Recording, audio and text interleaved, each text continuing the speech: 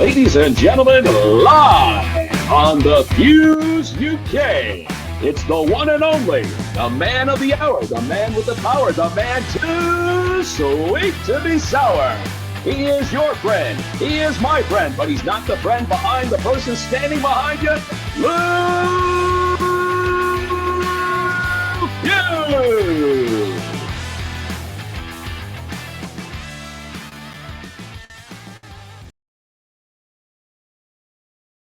Yes, people, what's happening? A nice one for coming back to the Fuse UK. It's much appreciated as always. Got a special guest on the show tonight, none other than the president of the BKFC. It's Mr. David Feldman. What's happening, mate? You good? What's going on, Lou? How are you? I'm all good, mate. How's yourself? Doing well, man. Good, man. Good, man. I was wondering if we could start this podcast, mate, by talking about the tryouts that are in my hometown of Middlesbrough this Sunday. Yeah, I mean, they're going to be great. You know, we're looking for more talent. We're going to do a lot more of these prospect shows. We want to groom our own talent, and we want to, let fighters know that are boxers, MMA fighters, kickboxers, guys that haven't really fought before. That is your opportunity to be part of something special, right? Go out there, try out. Let's see if you have what it takes. Let's hear your interview. Let's see if you have a good story. Let's see if, you have something that we want to build. And if we do, we'll bring you on board. We'll put you on the prospect show. And if you can really fight, we'll bring you up to BKFC. And that's what it's all about. And it all starts with the tryouts and finding out really what's your why. Why do you want to do this? And then figuring out if you can do it. And then, bringing you up the ladder. And it's a really big part of the growth of Bare Knuckle Fighting Championship in 2024. Yeah, definitely, mate. And what is it that you're looking for in a fighter? Because it's not just wins, is it? Like a fighter with a good heart and determination, not a contractor. Until they fight, they'll lose. So I can't really figure. I got to see if they have skills. I checked the record, obviously, see who they fought, see how they won or lost. Right? Like you can have an MMA guy that's 2-5, and he got submitted in 5 fights, but he won his 2 fights by knockout. That's probably someone we want, right? So you don't have to go just by records. But at the end of the day, is until they get punched in the face with a bare knuckle, you really don't know, what it is or if they have what it takes. But I think we look to see if they have skill, to see how enthused they are about doing it too. Not someone that just shows up and goes, "Oh yeah, this is cool," but someone that's like, "I want to be the next star." Like they want to show us that they have what it takes. That's the kind of guys and girls that we're looking for. And what's your thoughts on the talent that's come through the prospect series so far? Say that again. What's your thoughts on the talent that's come through the prospect series so far? The last show we just did last weekend in Virginia, it was one of the best fight cards we ever put on. I'm not saying all the best fighters, but some of the best fights we've ever had. We definitely saw some great talent there. We saw some guys get dropped, get back up, and knock their guys out. We saw some guy with really flashy talent. So it was definitely a good card. We actually picked up a women's fighter there too, Crystal Van Wink. So it's great. It's a great progression into the big leagues. Yeah, and talking about great cards, there's just been a massive show announced over here in the UK, BKFC 60 at Milton Keynes. What a card that is, mate. Yeah, it's going to be a great card. I can't wait to see James Lilly battle Franco Tenaglia. I think that's going to be a war. You got Danny Christie coming back. I mean, you got so many great fighters that really have a chance to be stars in this organization fighting on that card, and we're really keeping an eye out. I'll be in attendance at that one because I'm looking to see if any of these guys, are fighting hard enough and are good enough to bring them over to the big stage over here in the United States. Yeah, because that's all the fighters want over here. Like, that's the dream. Do you know what I mean? To hit the big league over in America. Yep. But on this card as well, like with the UK since it first started, because more fighters are getting interested, it's getting more competitive. Do you know what I mean? More of the fights are becoming 50-50 now, and like on nearly every fight on the card. Yeah, that's so important for the sport, for the fans, right?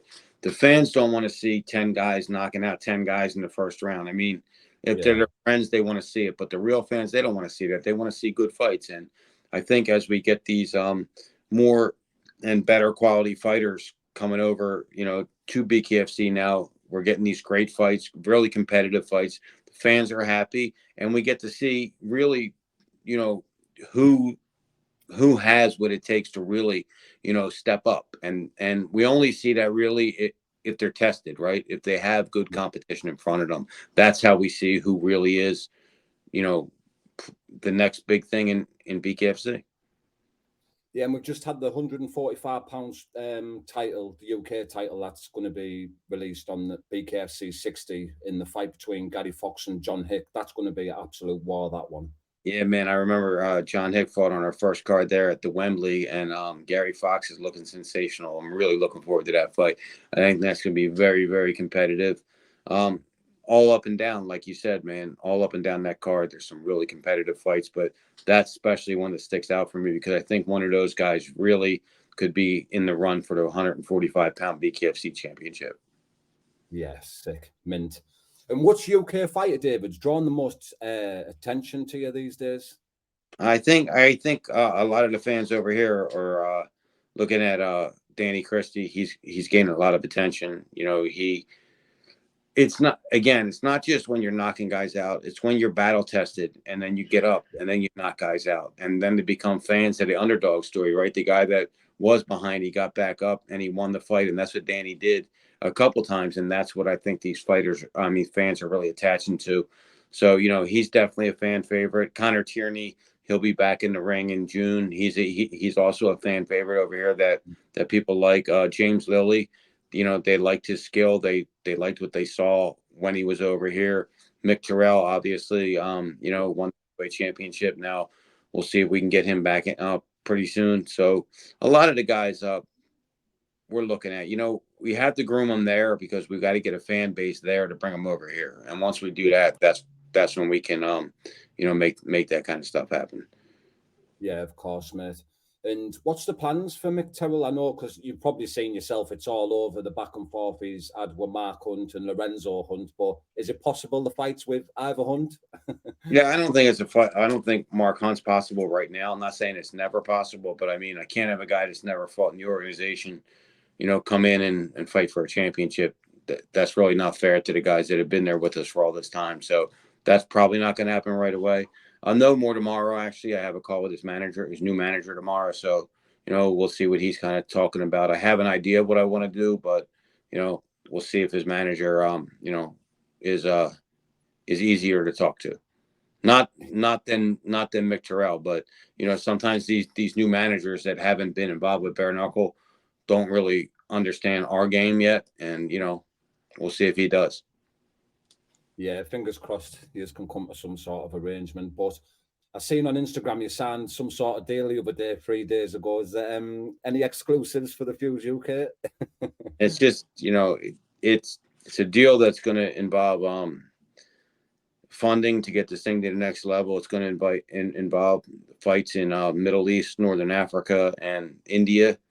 It's also going to do a big global distribution deal for our merchandise. So there's a lot of big things that happened. That's been a deal that we've been working on for a couple of months now, and we're finally able to take it over the line. On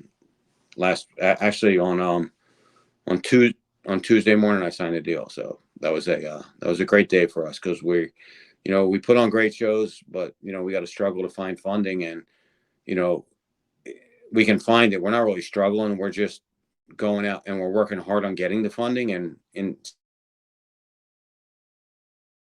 concentrate on just building this business. You know, that's the beauty of it. And I've never been able to do that yet. I've always had to worry about the next show and the next show. And now hopefully we don't have to do that anymore.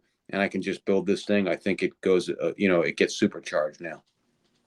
Oh, that's great, mate. Congratulations to you and the team for that. Thank you. And from BKFC Newcastle, when we first had the show over here, are you happy with the way the BKFC UK is growing? It's definitely going in the right direction. We're going to announce a TV partnership any day that we have in the UK. I think it's going to happen for the April 6th show, but it might have to be for the June show. I'm not 100% positive, but that's going to really take us just to the next level.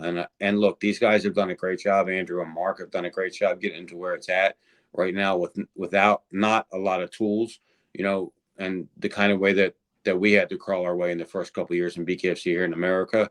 And now, you know, people are starting to take notice of it. And I think we're going to explode. And by the end of 2024, it's going to be a a very well-known big sport in the UK. Yes, mate, it definitely is 100%. And when is the boss coming back over to the UK? Who? The boss. Oh, I'll be over. I'll be over for the April 6th show. Oh, wicked! That'd be amazing.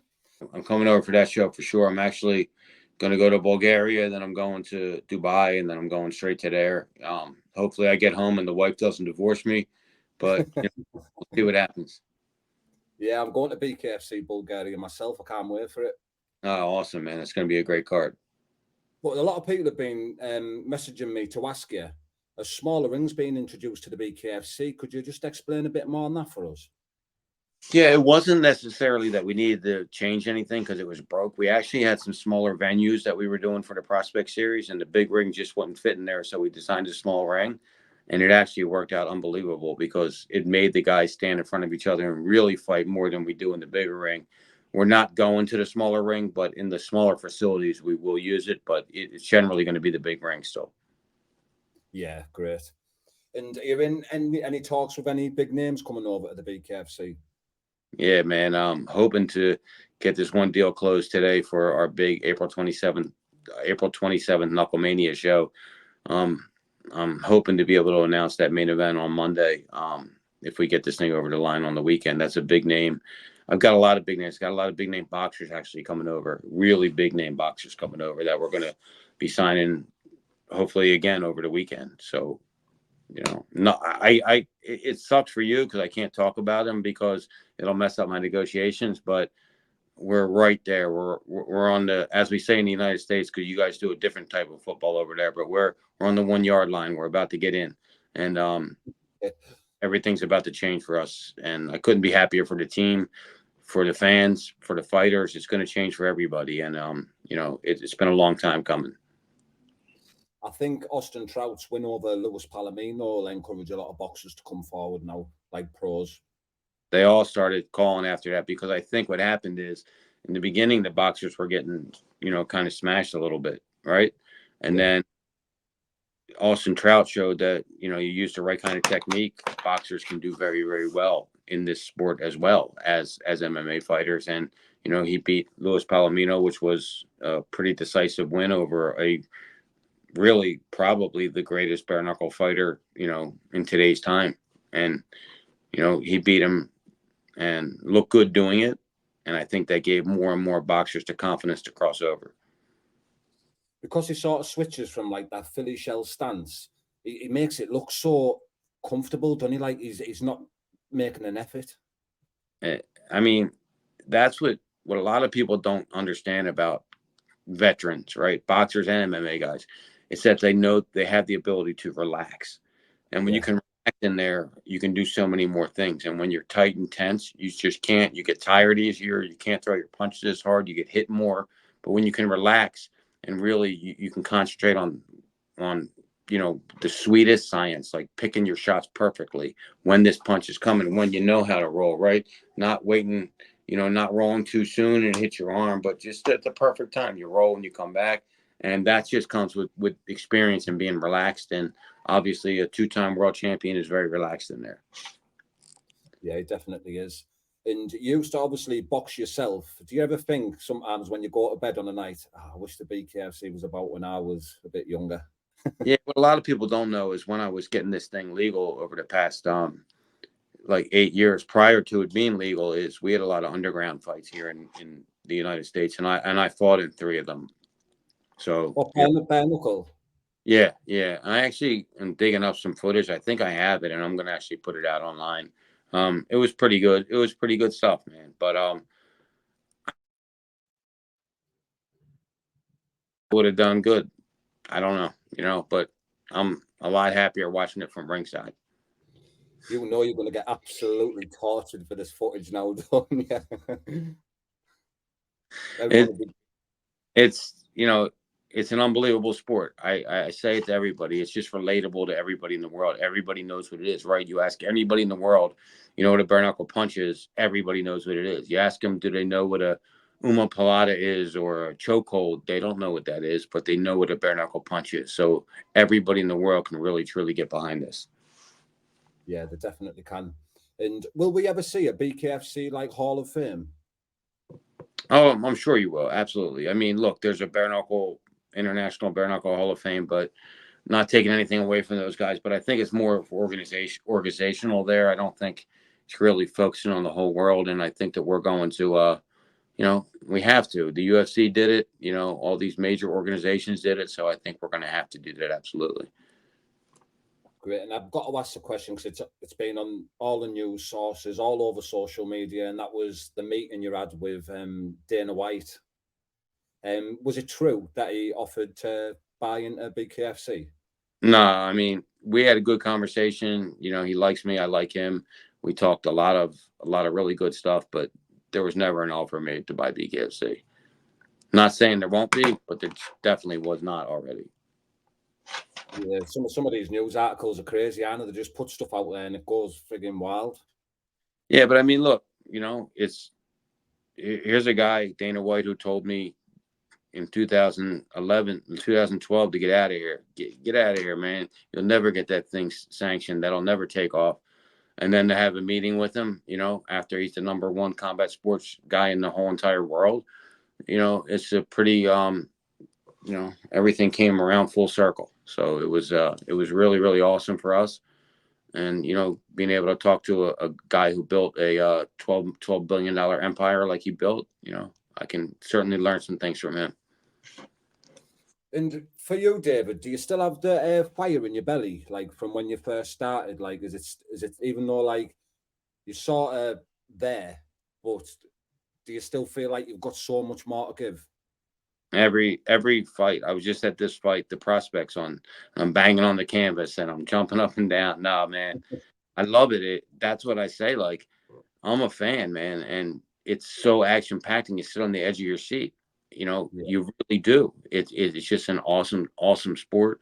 I'm still a fan of it. I still get excited about it, and I'm even more excited about it than I've ever been because I see that this year it's really going to turn the corner and it's going to really, really drive into the mainstream lane this year, 100%.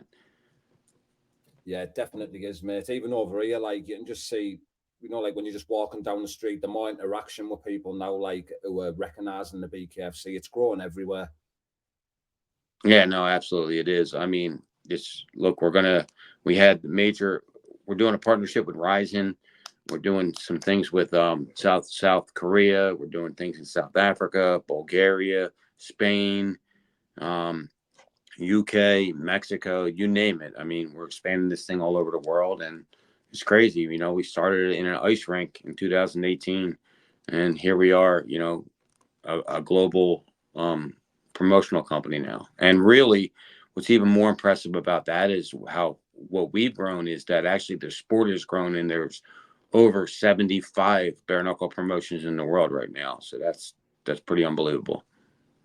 Yeah, because that's good also, like on the BKFC's behalf, in the cost with the BKFC being sort of like the Champions League, it's sort of filtering the fighters through working towards to get there, isn't it? For sure, man. Absolutely, it is. We're seen as like the UFC of bare knuckle. So I have these guys all over the world, and they all want to fight for BKFC, and it's amazing.